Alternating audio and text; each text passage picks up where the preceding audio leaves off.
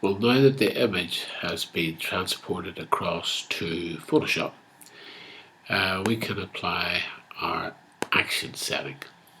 Okay.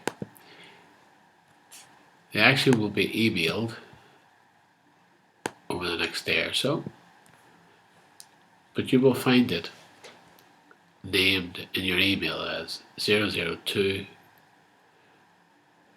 Jules black and white plus DB for dodge and burn action. I'm just going to click the button. You'll find that inside there will be two actions, but the first action will automatically call the second action in, so you only have to run this one. So if I click the button, click run, click the arrowhead,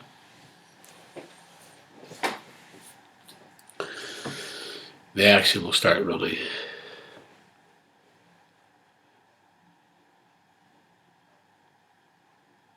Okay, so the black and white conversion's taken place, and up comes on the screen you've got an information. Please read it carefully. The next screen to appear will be a rename screen, and you must rename this layer as below master with a capital M, lowercase ASTER. The reason for this is the second action is waiting for this name and will automatically load, and you will then have your dodge and burn layer on screen for you to selectively apply your dodge and burn whilst using the dodge and burn tools from the vertical toolbar, as you can see here.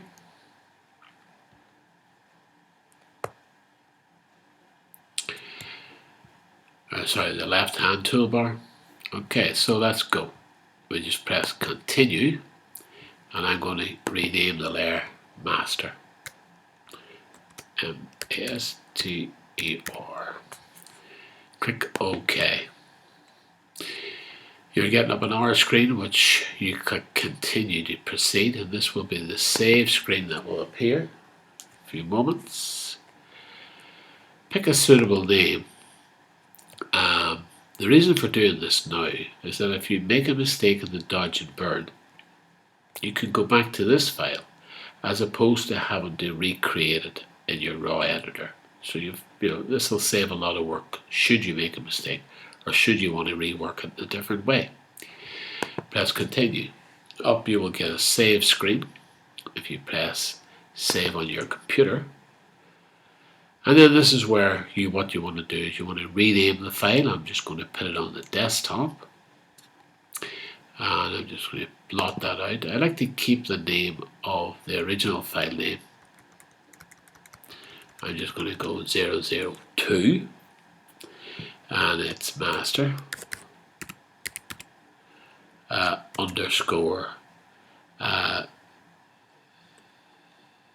You can use abbreviations, BF or before DB, before dodge and burn. Okay, so you know that's the file that you reload should you make a mistake. And I'm just going to save it as a PSD file. Once that saves to your disk, and you'll see it right on the screen. Notice that you don't have to go to any area of Photoshop to select save. This is all done automatically.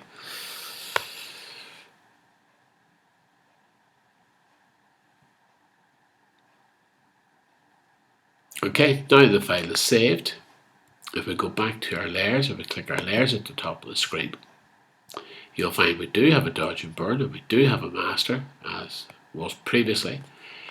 And the other thing we do have is we have a black and white image.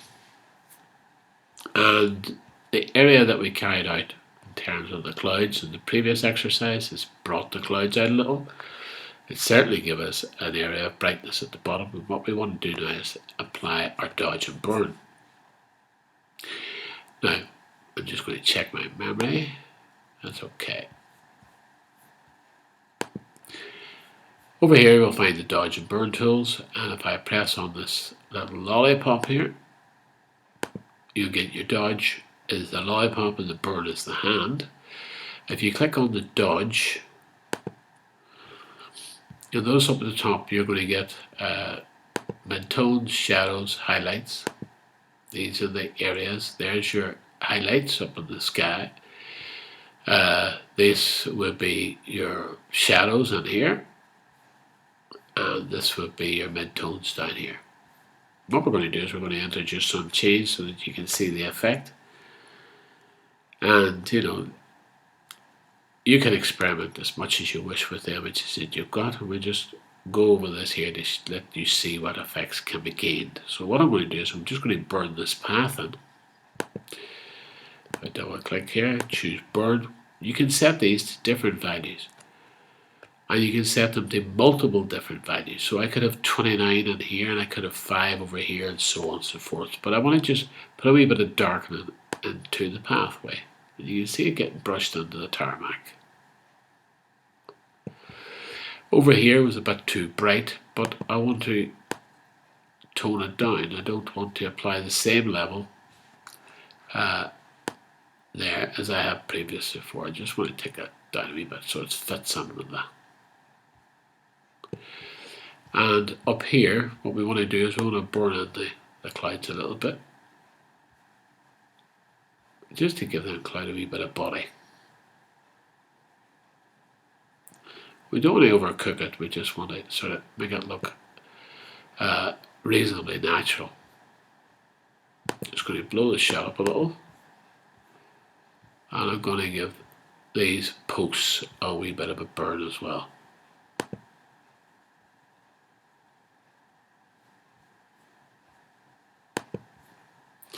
I'm going to reduce the size, and I'm going to brush it into the post. You can see the post getting a wee bit darker.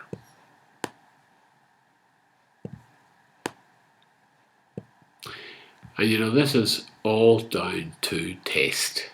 At the end of the day, you can have this all different values, just as the masters of photography, when they were making their images up 100 years ago, they were given instructions for different values to be applied to different areas of the photograph. And if I just bring that down to fit the screen, we can see some changes here. If I turn it off and turn it on, you can see that there has been some change to this path, to the side, and to the sky. And effectively, let's dodge and burn, where you're looking at trying to represent the values of the black and white. I'll just point out to you as well that there's total tonal representation of the image of black and white. If we go to our swatches, click it, we'll get up our eyedropper, and if we just drop anywhere in the picture, it will give us the value of grayscale that's been applied. And as you can see, if we go right around the picture, we have full control. The grayscale, it's not a grayscale, it's a tonal black and white, giving us huge values of tone from different areas of the picture. Very different to just converting the image using